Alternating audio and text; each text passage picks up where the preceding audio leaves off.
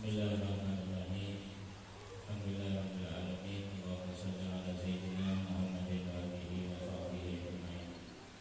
Wa billahi sayyidina wa sayyidina bil hadi wa qurratin ala wal hadad ila qala rahimahullah ta'ala.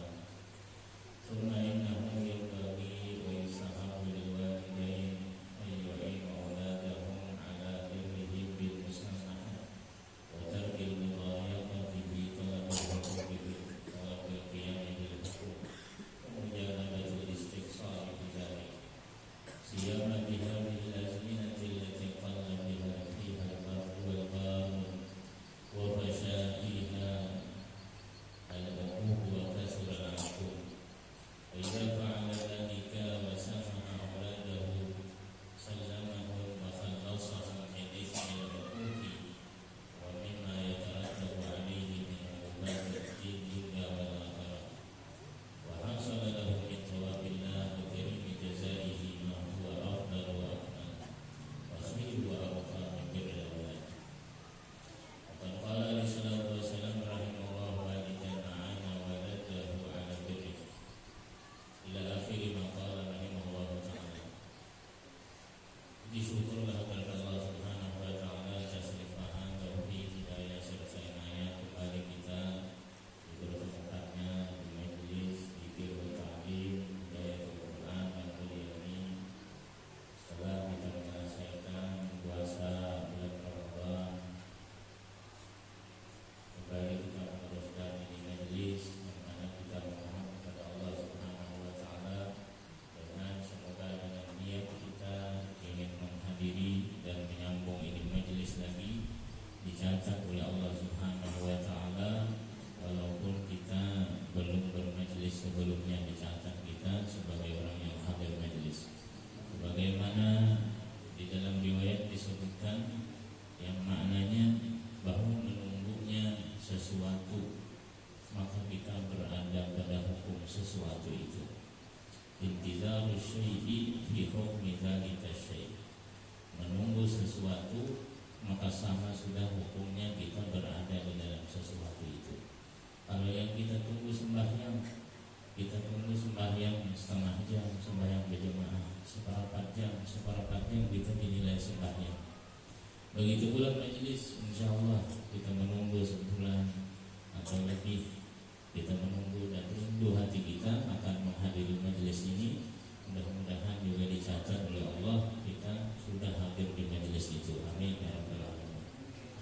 Salam dan salam senantiasa terus kita haturkan pada junjungan kita Nabi besar Muhammad sallallahu alaihi wasallam serta keluarga beliau, sahabat beliau, tabi'in, dzurriyyah ila yaumil qiyamah. Hadirin wal hadirat rahimakumullah.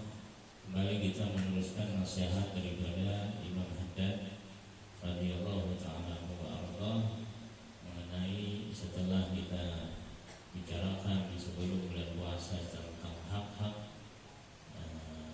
orang tua atau kewajiban-kewajiban anak kepada orang tua. Sekarang hukukul aulad, maka kewajiban orang tua terhadap anak. Sebelumnya kita sudah tahu bagaimana cara bakti dengan orang tua, bagaimana wajibnya kita taat dengan orang tua. Sekarang kebalikannya. Kemudian lagi kewajiban orang tua terhadap anak. Maka Al-Habib Abdullah bin Alawil Haddad menasihatkan pada kita, summa innahu yanbaghi wa yustahabbu lil walidain ay yu'inu auladahum ala birrihim. Kemudian seyogianya pantaslah dan disunahkan bagi kedua orang tua membantu anak-anaknya agar bisa bakti dengan mereka. Jadi anak-anak kita wajib berbakti dengan kita. Adapun orang tua sunat membantu supaya anak jadi orang bakti. Kayak apa caranya supaya anak jadi orang yang berbakti? Kawitan itu sunnah membantunya. Dengan cara apa? Bil musamahati, dengan memaafkan. Sebagai kawitan itu, sebagai orang tua, lebih-lebih lagi sang ibu, hendaklah lebih banyak maafnya daripada murkanya. Kayak apa aja kelakuan anak kita, banyak-banyak dimaafkan. wa tarkil mudayaqati fi talabil huquqi bil talabil qiyami bil huquq, dan bahkan juga jangan menekan kepada anak kita agar menunaikan haknya. Tidak boleh kita menekan atau memaksa dia untuk bakti dengan kita. Nah, tetapi kita membantu dia supaya bakti dengan kita. Kita membantu mereka supaya bakti. Wa mujanabatil istiqsa'i fi dzalik, dan jangan sampai kita terlalu banyak menuntut juga kepada anak-anak kita. Lebih-lebih lagi pada zaman sekarang ini, kata Imam Haddad, di zaman beliau yang mana sangat sedikit kebaktian dan orang-orang yang bakti itu. Orang yang bakti dengan orang tua sedikit di zaman Imam Haddad. Bagaimana di zaman kita? Dan banyak orang-orang yang durhaka kepada orang tuanya di zaman beliau. Apabila orang tua berbuat demikian, orang tua ini mau membantu anaknya supaya bakti dengan cara apa tadi? Banyak memaafkan. Anak kita banyak salah dengan kita, kita maafkan saja sudah, jangan dituntutnya. Nah, apabila sudah kita maafkan, maka berarti kita menyelamatkan mereka dari dosa durhaka. Kalau kita maafkan, ini akan jadi durhaka. Misalnya anak kita berbuat sesuatu yang membuat kita kecewa, anak kita berbuat sesuatu yang membuat kita sakit hati, anak kita berbuat sesuatu yang kita kada ketuju, maka anak itu durhaka. Namun di hati kita maafkan. Nah, kalau kita memaafkan berarti kita menyelamatkan dia daripada dosa durhaka. Jadi lebih baik dimaafkan juga. Namun kada dimaafkan, inya berdosa dan kita kada nyaman, juga si anak yang durhaka dia.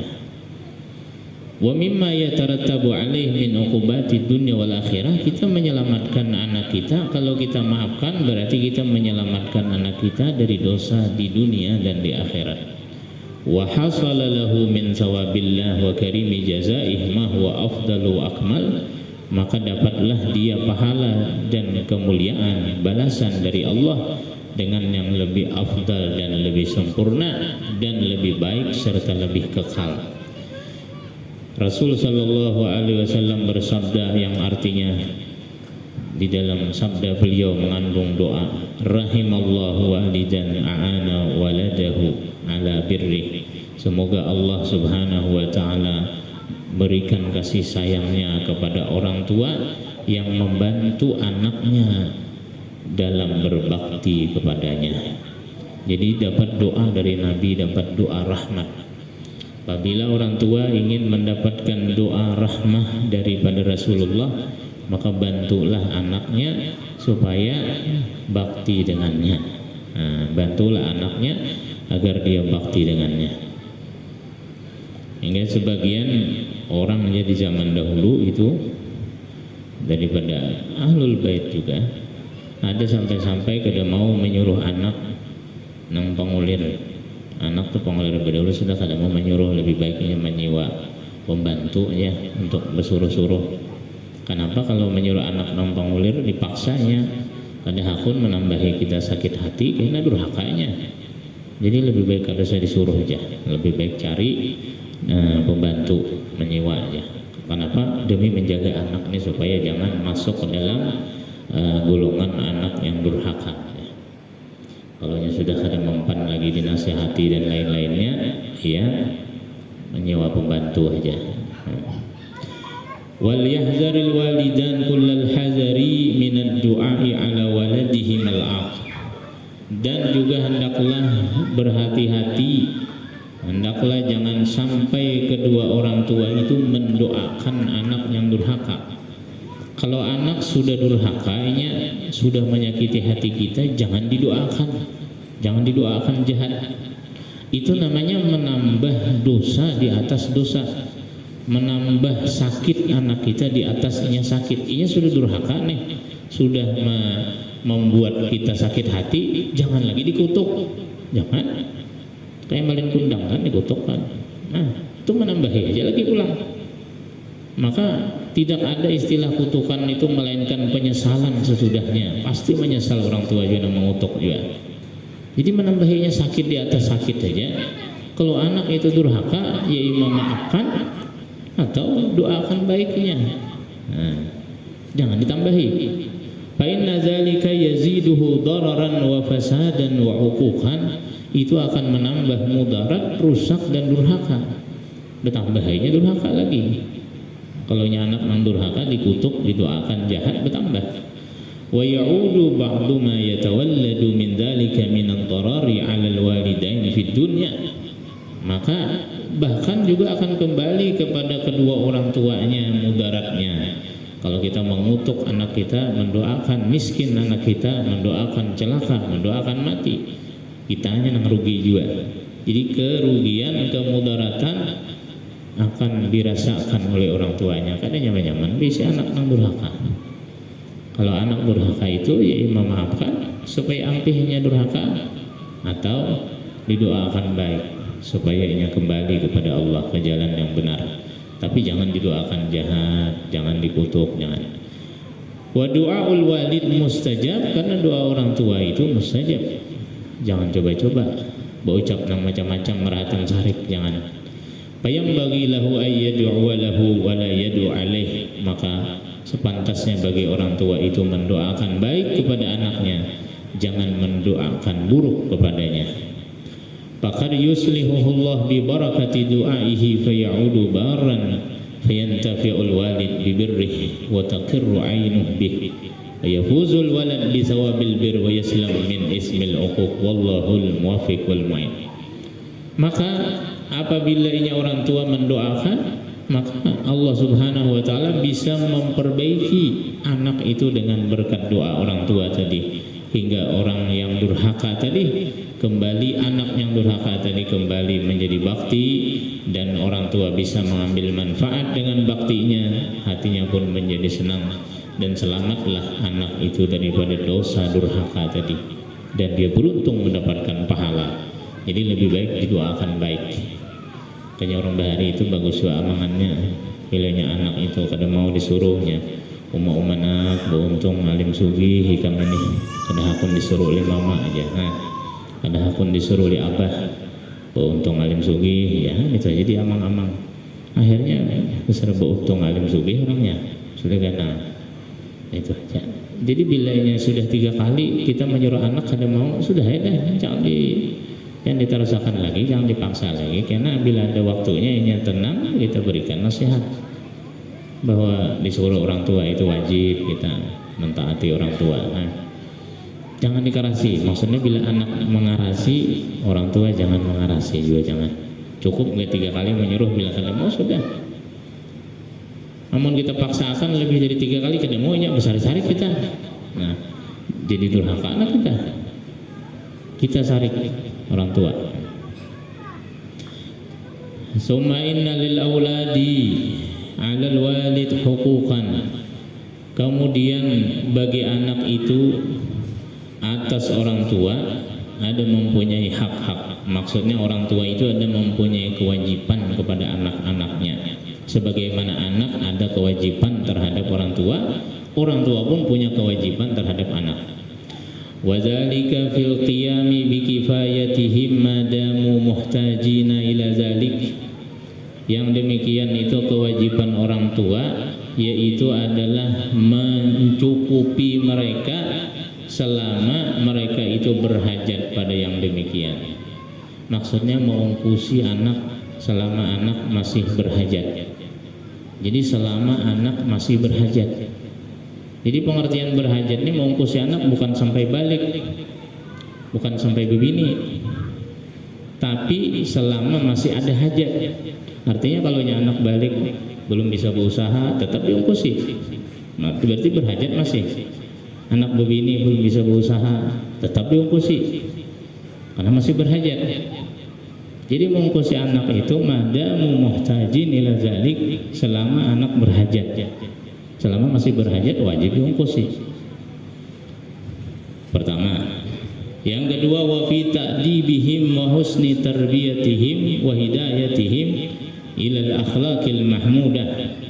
dan juga pada memberikan adab kepada mereka, mengajarkan adab, dan bagus di dalam mendidik mereka dan memberikan petunjuk mereka kepada akhlak yang terpuji, mengajarkan sifat-sifat terpuji. Itu juga kewajiban orang tua kepada anak, memberikan contoh yang baik. Bahasa kita orang tua itu, anak itu seperti sebuah kertas, orang tuanya yang melukis dan menulis di atas kertas itu hendak warna apa. Kewajiban orang tua juga mencontohkan yang baik. Kalau orang tua kada bisa mencontohkan yang baik, ya dikirim ke pesantren, dikirim kepada guru untuk belajar contoh-contoh akhlak yang baik. Wa hifzihim wa siyanatihim, dan menjaga mereka min adadi zalik, dari kebalikan sifat-sifat yang demikian. Ini kewajiban orang tua juga. Makanya kewajiban orang tua ini kada akan bisa terlaksana kalau kita ini tidak mengajarkan kebaikan pada mereka. Kalau kita kada mampu mengajarkan kebaikan, mencontoh akhlak-akhlak yang baik, ya jawabannya ya dikirim ke pesantren. Jadi sebenarnya pondok pesantren itu, sebagian orang mengira pondok pesantren itu untuk mencetak jadi ustadz, jadi guru, jadi kiai. Kada, bukan demikian. Pondok pesantren itu untuk mencetak orang-orang yang berakhlakul karimah, yang berakhlak mulia, mencetak daripada orang-orang keluaran pesantren supaya ini sudah terbiasa dengan agama. Keluarnya hendak jadi apakah? Karena disyaratkan harus jadi guru, jadi ustadz, jadi kiai. Yang pentingnya sudah berakhlak, tattaqun, sebagaimana tujuan puasa, la'allakum tattaqun, mencetak generasi-generasi yang takwa. Kalau kita di rumah kada akan tercetak anak kita, mungkin karena kita sibuk usaha itu ini. Kada akan kalau kita membiasakan anak kita sembahyang berjamaah kalau di rumah. Tapi kalau di pesantren terbiasa. Jadi kalau kita hendak melepaskan kewajiban kita sebagai orang tua, antar ke pesantren. Wa tahsini asma'ihim, dan membaguskan nama-nama mereka. Ini kewajiban juga, kewajiban orang tua. Nah ini banyak yang dilalaikan zaman sekarang. Orang beulah ngaran anak itu mengumpati zaman-zaman sekarang. Ada bahari orang-orang yang taat agama itu bila hendak beulah ngaran itu pasti bertakun tuan guru dulu nang tahu artinya. Ini apa artinya? Ini baguskah ngaran nih? Karena ngaran itu jadi doa. Jadi kalau yang mengarani anak sembarangan, berarti kada menunaikan kewajiban sebagai orang tua. Banyak orang sekarang artis ditiru, menggaul-gaul ditiru. Di dunia nih, berarti bilanya ada orang baisi anak, bila kada bertakun kepada tuan guru, mengapa arti ngaran nang pacang di ngarani anaknya, berarti kada menunaikan kewajiban belum. Jadi harus tahu dulu arti ngaran. Ngaran itu apa artinya? Karena ini kewajiban, hak-hak orang tua, kewajiban orang tua terhadap anaknya. Wa tahsini asma'ihim, membaguskan nama-nama mereka. Pengertian bagus itu nama jadi doa. Wa ayyakhtara lahumul ummahatil mubarakati minal manabitil hasanati salihati, dan hendaklah juga memilih orang tua tadi untuk anak-anaknya ibu-ibu yang berberkah dari keturunan yang baik. Jadi kewajiban orang tua ini mulai bujang sudah. Kewajiban orang tua ini memilih bini yang baik, memilih keturunan yang bagus, itu mulai bujang sudah. Jadi sabda Nabi SAW, yatakhayyaru limutafikumul akfa fa innal irqa dassasu. Rasulullah SAW bersabda yang artinya, pilihlah istrimu dari keturunan yang baik, karena sifat orang tua bisa menurun kepada anaknya. Jadi disuruh memilih. Jadi memang jodoh di tangan Tuhan, tapi nang memilih kita juga dulu. Udah mau langsung terkawin tanpa ada sebab, bang. Sebab itu kita juga yang menjalankan. Kita disuruh mencari, disuruh memilih, disuruh berjalan, disuruh bertanya-tanya. Kita juga dulu. Kemudian mentakdirkan akhirnya nanti Allah Subhanahu Wa Taala merestui. Jadi bukan berlepas, bukan setetayunya menunggu jodoh, pada mencari juga dulu, cari dulu. Takhayyaru, dalilnya takhayyaru ya Nabi dalam hadis tadi, carilah, pilihlah. Linutafikumul akfa'a.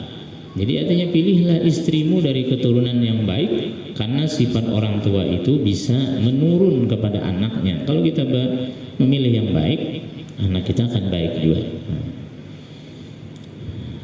Itu beberapa kewajiban orang tua. Wa alaihi aidan ayyusawwiya bainahum fil atiyah. Dan kewajiban orang tua pula menyamakan anak-anaknya di dalam pemberian. Samakan dalam pemberian. Jadi kalau memberi lagi hidup sama aja, laki ke bibinian nggak sama aja. Tapi kalau sudah meninggal lain, lelakian terbanyak pada bibinian. Lidzakari mislu hadzil unsayain kalau berbagi harta warisan. Tapi semasa hidup sama aja. Yang manakah? Yang tua kayak manung kah? Yang laki perempuan. Jadi disuruh sama supaya jangan behiriannya. Wa alla yuqaddima ahadan minhum ala ahadin bi mujarradi mailit tab'i wattiba'i hawan nafsi. Dan jangan sampai orang tua melebihkan salah satu dari anaknya atas yang lain karena semata-mata tabiat atau kecenderungan hawa nafsu. Jangan. Kada boleh lebih sayang ini daripada yang itu, kada boleh sama bertahan, anak bertahan. Jadi kalau yang membedakan itu hawa nafsu, kalau yang membedakan tabiat karena cenderung ini lebih bungas, ini lebih bagi, ini lebih bagus. Nah, karena urusan nafsu ini yang membedakan ada boleh. Tapi kalau urusan agama yang membedakan boleh dibedakan. Aku terbanyak memberi ini karena ini pesantren, ini kada.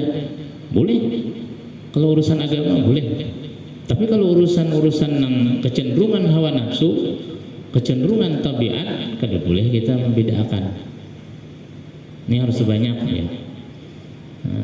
Karena ini dia lebih fanatik dengan agama. Jadi kita banyak memberi ini supaya agamanya juga terbantu dengan aku memberi terbanyak. Ada ini tapi fanatik dengan agama sedikit aja. Boleh. Bahkan itu yang dianjurkan. Jadi sebenarnya kalau kita bisa anak di 3 seikung pesantren, 2 kada apa pesantren ini nang banyak diberi. Nyaman sangu anak-anak pesantren nih. Pesantren itu banyak karena urusan agama nih. Urusan agama ini urusan akhirat, urusan yang panjang kekal, yang panjang sampai kita mati ya kan. Jadi ladang amal bagi kita. Kalau yang lain-lainnya samakan. Jadi harus disamaratakan di dalam pemberian. Ini begini di waktu hidup lah. Tapi kalau di waktu meninggal dari berbagi harta warisan, laki-laki terbanyak. Karena memang laki-laki terbanyak sebenarnya Allah Ta'ala adil. Maha adil Allah Subhanahu Wa Ta'ala. Siapa yang mengatakan Allah tidak adil? Kenapa laki-laki terbanyak? Ya alasannya laki-laki terbanyak karena laki-laki ini pacang adan yang diungkusi. Bilanya kawin menjujur. Makanya terbanyak lidzakari mislu hadzil unsayain. Laki-laki itu 2 kali lipat dari perempuan. Kalau perempuan tersedikit bilanya kawin, perempuan dijujur. Ada aja kena datang duit daripada lakinya kena pulang. Nah itu sebenarnya laki-laki ini urusan memberi nafkah. Jadi terbanyak bagiannya dalam harta warisan. Jadi harus disamakan. Daripada Sayyidina Anas radhiyallahu an diceritakan ada seorang laki-laki duduk beserta Nabi sallallahu alaihi wasallam. Ada laki-laki duduk beserta Nabi ini. Tiba-tiba datang anaknya, lalu dia ambil, dia pegang anaknya dan dia cium. Si laki-laki tadi duduk di sisi Nabi, duduk dengan Nabi. Lalu datang anaknya ajar Sayyidina Anas. Lalu diambilnya, didudukakannya di pahanya. Diciumnya anak laki-lakinya nih. Kada begitu lawas datang anak perempuannya pulang nang seikong, nang sanaknya. Datang anak perempuan, kemudian ja'at bunayyatun lahu fa akhadhaha. Dia ambil anak perempuan tadi, dia pegang dan dia dudukkan di sampingnya. Kada diasuh. Nang lakian tadi diasuh sebelah kanan, yang bibinian datang didudukakan di higa. Kada diasuh di paha. Mestinya diasuh di paha kiri. Lalu ujar Nabi, faqala Nabi sallallahu alaihi wasallam, Nabi kita bersabda, fama adalta bainahuma, jar Nabi engkau kada adil dengan anak ikam ini. Sahabat Nabi kada adil. Seikung diasuh di kanan, seikung didudukakan di kiri. Betatai, mestinya diasuh di kanan, nang binian asuh di kiri. Nah, ragap keduanya. Ini anakku, ini cucuku. Demikian mestinya. Nah, itu Nabi kita. Ya, kada adil ya Nabi dengan anak. Urusan angka itu aja Nabi sampai beliau membaca. Artinya anak itu hassas, bisa mempunyai perasaan. Ini abah ya lebih sayang lawan adik, lebih sayang lawan kakak. Ya, jadi sama-sama sayangi. Nah, daripada Sayyidina Anas ibn Malik radhiyallahu anhu itu meriwayatkan. Qila li ba'dihim, dikatakan kepada sebagian mereka, ayyu waladika ahabu ilaik, anakmu yang mana yang lebih kau cintai? Ya, ada orang ditanya sebagian orang nih. Lalu dia menjawab, nang mana nang paling disayangi aja. Lalu jawabannya, ujarnya saghiruhum hatta yakbur. Yang paling kau sayang itu nang paling kecil sampai dia besar. Yang sakit sampai dia sembuh. Yang bepergian musafir sampai dia datang. Artinya kada berpilih sayang, bertahan kau sayangi. Cuma bila nang halus lebih disayang sampai dia ganal, bila sudah ganal sama sayangnya. Kalau nang halus lebih disayang karena kita perhatian kita dengan yang lebih kecil. Memang wajar itu. Dari 1 sampai 6 berisi anak bertahan disayangi. Cuma bila ada nang garing lebih disayangi sampai dia sembuh. Karena orang garing lebih membutuhkan perhatian. Begitu pula yang gaib, yang jauh lebih disayang juga daripada yang ada di rumah. Karena yang jauh kita beganangan kalau yang belum datang lagi. Nah.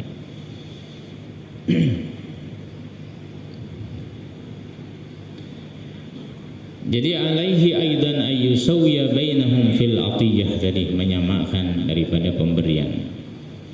Wa ahammu ma yatawajjahu 'ala al-walid fi haqqi auladihi tahsinul adab wa tarbiyah liyaqa nasya'uhum 'ala mahabbatil khair wa ma'rifatil haqq wa ta'zimi umurid din wal istihanah bi umurid dunya wa isari umuril akhirah. Dan yang paling penting terhadap orang tua pada anak-anaknya itu membaguskan adab dan pendidikannya.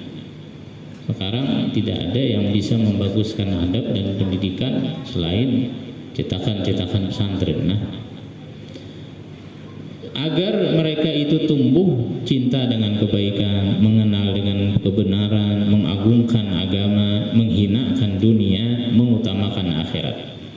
Faman farata fi ta'dibi auladihi wa husni tarbiyatihim, siapa yang ceroboh di dalam mendidik anak-anaknya dan ceroboh di dalam menanamkan kebaikan ke dalam hati mereka, maka sehingga dia itu cinta dengan dunia, tidak memperdulikan agama, kemudian anak itu summa aquhu ba'da dzalik, lalu anak itu durhaka dengan orang tuanya, fala yalumanna illa nafsah, maka janganlah dia mencela kecuali dirinya. Wal mufarritu aula bil khasarah. Jadi dari Imam Haddad ini, kewajiban orang tua itu adalah membaguskan adab, baguskan pendidikan supaya tumbuh cinta dengan kebaikan, cinta dengan kebenaran, mengagungkan agama. Siapa yang telodor, siapa yang ceroboh, kada mau mendidik, kada mau membaguskan akhlaknya, kada mau mengajarinya, kemudian sudah ganalnya ternyata durhaka, maka jangan menyalahkan anak. Bahasa kitanya tiwas, kita orang tua kada mendidiknya mulai lagi halus. Tiwas kita kada mendidiknya mulai lagi kecil. Kenapa kita kada melajari akhlak? Berarti yang patut dicela diri kita sendiri, bukan anak kita yang disalahkan. Jangan menyalahkan anak kita kalau durhaka setelah besar karena tidak dididik agama kepadanya. Orang yang ceroboh itu lebih patut untuk mengalami kerugian. Lebih patut untuk mengalami kerugian. Wa aktsarul uquqil fashi fi hadhihi al-azminah sababuhu at-tafrid fi ma dzakarna, dan kebanyakan kedurhakaan yang merajalela di zaman ini, kata Imam Haddad, itu penyebabnya kecerobohan orang tua tidak teliti di dalam melihat pendidikan anaknya, karena bujur-bujur mendidik. Nah, akhirnya anak itu durhaka. Sebagaimana kama yu'rafu dzalik kama ya'rifu dzalik man ta'ammalahu wa ahsana an-nazara fihi fala haula wala quwwata illa billahil aliyil azim. Sebagaimana orang yang merenungi yang demikian itu mengetahui yang demikian, maka wala tidak ada daya dan upaya. Orang yang merenungi dan melihat dan meneliti kayak apa banyaknya penyebab durhaka itu, kalau diteliti, kita teliti ternyata kalinya dasar kawitannya juga kada melajari lagi kawitannya juga kada melajari di waktunya halus, kawitannya juga kada melajari adab. Nah, itu penyebab durhaka tadi, banyak orang yang durhaka tadi. Sahabat Nabi Sa'd bin Abi Waqqas radhiyallahu taala anhu wa arda, salah seorang sahabat Nabi yang dijanjikan masuk surga, 10 orang dari sahabat Nabi yang dijanjikan masuk surga. Di waktu beliau sakit itu pernah diilangi oleh Nabi sallallahu alaihi wasallam. Nabi mengilangi kepada Sa'd bin Abi Waqqas.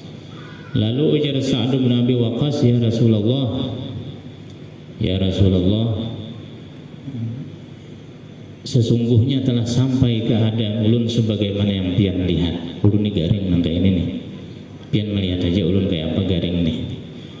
Wala yarisuni illa banatun li, dari Sa'd bin Abi Waqqas, wa ana zumalin wala yarisuni illa banatun li. Ya Rasulullah, ulun ini banyak bisi harta, namun kada ada yang mewaris kecuali putri ulun. Dari Sa'd bin Abi Waqqas ini bisi anak bibinian, ulun ini harta banyak, kaya raya, tapi kada ada yang mewaris, kada bisi anak lakian. Pokoknya waris nih anak ulun nang bibinian, bangsa ikung nih. Lalu ujar Sa'd bin Abi Waqqas, apa atasaddaqu bi sulusai mali? Ya Rasulullah, bolehkah ulun bersedekah 2/3 harta ulun? Ulun waris kada ada juga, ba anak bibinian nih saikung.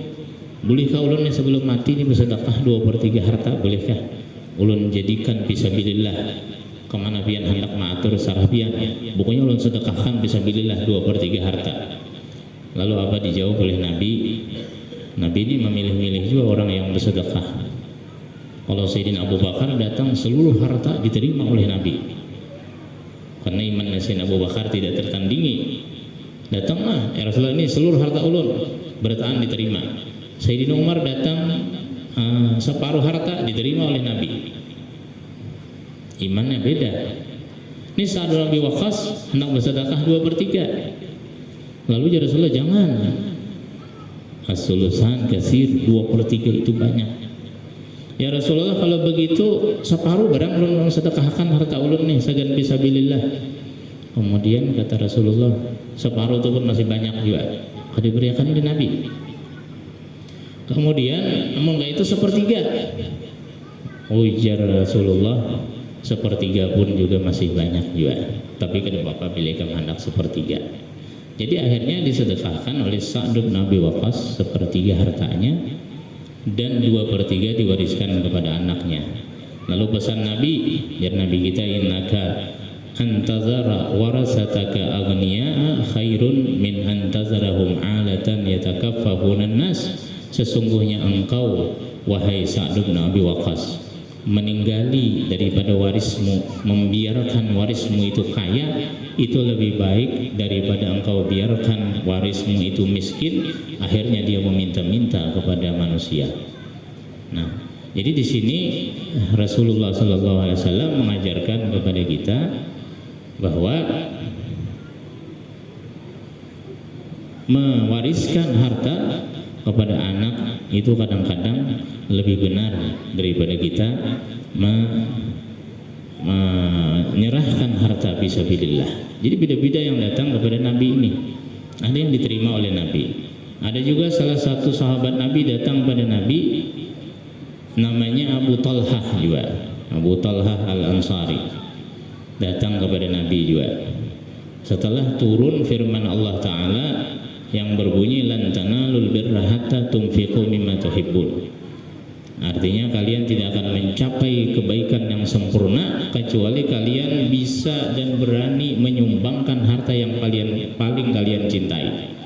Lalu jar Abu Talha, ya Rasulullah, ulun ada bisi kebun kurma yang paling ulun cintai, yaitu di Bayruha di Madinah, di Park Masjid Nabawi zaman sekarang. Kebun kurmanya Abu Talha itu paling dicintai karena kebun kurma yang paling subur.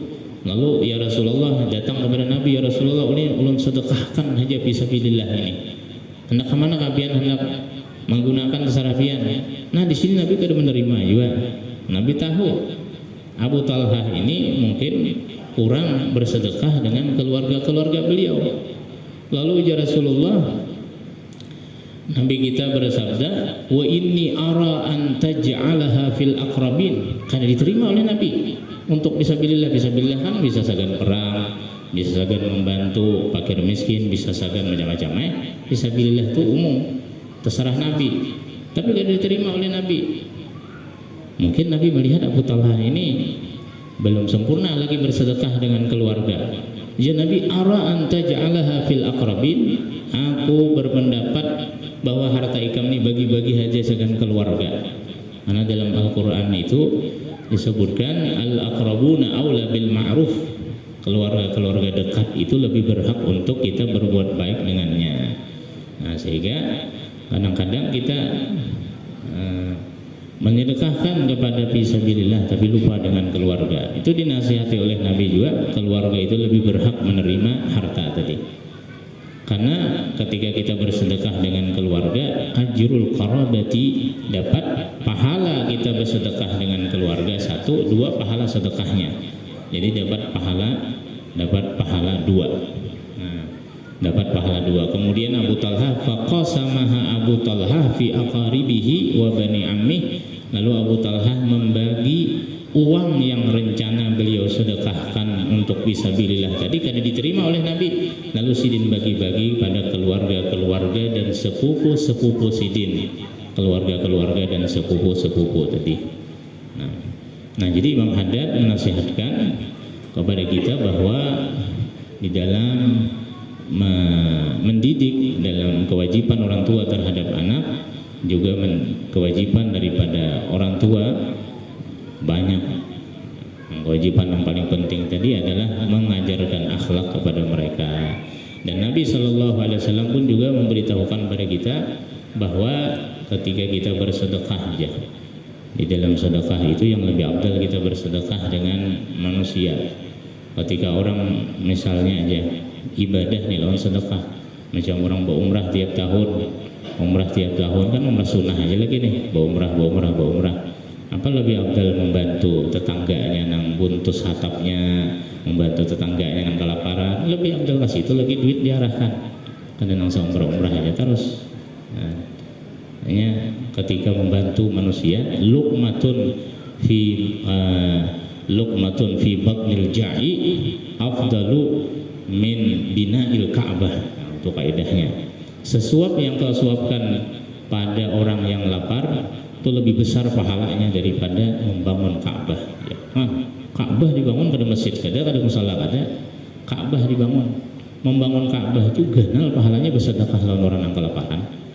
Nah, kadang-kadang kita tidak mengetahui sehingga pahalanya sedikit, kita hanya mementingkan yang sunnah-sunnah, kadang-kadang yang wajib terlewatkan. Nah, Imam Ibnu Athaillah Sekandari di dalam Hikam menyebutkan di antara tertipunya kita dengan hawa nafsu kita dengan syaitan adalah kita lebih mengutamakan yang sunnah daripada yang wajib.